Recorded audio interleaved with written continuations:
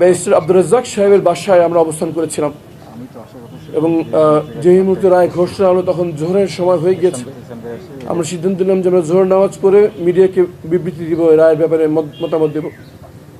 রায় ঘোষণা হলো, আমরা নামাজে দাঁড়ালাম। নামাজের মধ্যে টের পাচ্ছে মোবাইল ফোন বারবার বেজে উঠছে, বারবার মেসেজ আসছে। নামাজ শেষ করেই মোবাইল ফোন খুলে দেখলাম যে 3 জন ভাই শহীদ হয়ে গেছে। আমার মনে পড়ে প্রতি সেকেন্ডে শহীদ শাহাদাতের খবর আসছে। মিডিয়া আসতে আসতে আমাদের মহিলাদের শহীদের খবর চলে আসলো, বিভৎস ছবি সব আমাদের মোবাইলে আসতে থাকলো। আমার দায়িত্ব ছিল আন্তর্জাতিক অঙ্গনে যোগাযোগের করার। আমি দ্রুত আমার মোবাইলে একটি রিপোর্ট তৈরি করে সব জায়গায় প্রেরণ করছিলাম। আমার হাত ছিল, চোখ দিয়ে পানি ঝরছিল, নিজের ভিতরে চরম অপরাধবোধ কাজ করছিল যে পাখির মতো নির্বিচারে হত্যা করে মানুষ মারছে, আমরা কিছুই করতে পারছি না। সবচাইতে বেশি অবাক লাগলো মানবাধিকার নিয়ে যারা মুখে ফেরা তোলে তাদের নিশ্চুপতা দেখে, তাদের এমন নিশ্চুপ, তাদের মুখ দিয়ে একটি আওয়াজও সেদিন বের হয় নাই। শত মানুষকে, নিরাপরাধ নিরস্ত্র পুরুষ নারী শিশুকে হত্যা করা হয়েছে সেদিন। আওয়ামী ফ্যাসিবাদী সরকার এটি দেখাতে চেয়েছিল যে তাদের পক্ষে কেউ নাই।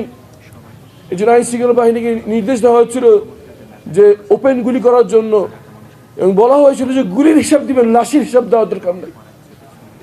এইভাবে নির্বিচারে হত্যা করা হয়েছে। আমি আমাদের যথাসম্ভব আমরা চেষ্টা করেছি আন্তর্জাতিক মহলকে বিপদে ইনফর্ম করার জন্য। জাতিসংঘ থেকে সবকটি মানবাধিকার সংগঠন এই নিয়ে বিবৃতি প্রকাশ করেছিলেন, কিন্তু বাংলাদেশের একটি মানবাধিকার সংগঠন নিয়ে একটি কথা বলে নাই। বাংলাদেশের একজন মানবাধিকার কর্মী এটা উচ্চারণও করে নাই। এটাই আমাদের সমাজ ব্যর্থতা, মানবাধিকার কর্মীদের ব্যর্থতা, যে আমরা কিছু মানবাধিকার বিষয়ে কথা বলি, কৃষি বিষয়ে মুখে কুলুপ মেরে থাকি। আমরা সেই স্বপ্ন দেখি যেখানে সকল মানবাধিকারের বিষয়ে আমরা এইভাবে আওয়াজ তুলব। আমরা দেখবো না কে কোন দলের, আমরা দেখবো না কে কোন মতাদর্শের, আমরা দেখবো না কে কোন ধর্মের, আমরা দেখবো না কি কাপড়, কে কি কাপড় পরে, কে কি, কার গায়ের রং কি, কার চেহারা কি। আমরা দেখবো শুধু মানুষ, এবং একজন মানুষ মানবাধিকার ক্ষুণ্ণ হলে সবাই এমনভাবে দাঁড়িয়ে যাব যেন আমার মানবাধিকার ক্ষুণ্ণ হয়েছে। সেই সমাজ দেখে যাওয়া তৌফিক সৃষ্টি করতে আমাদের দিন।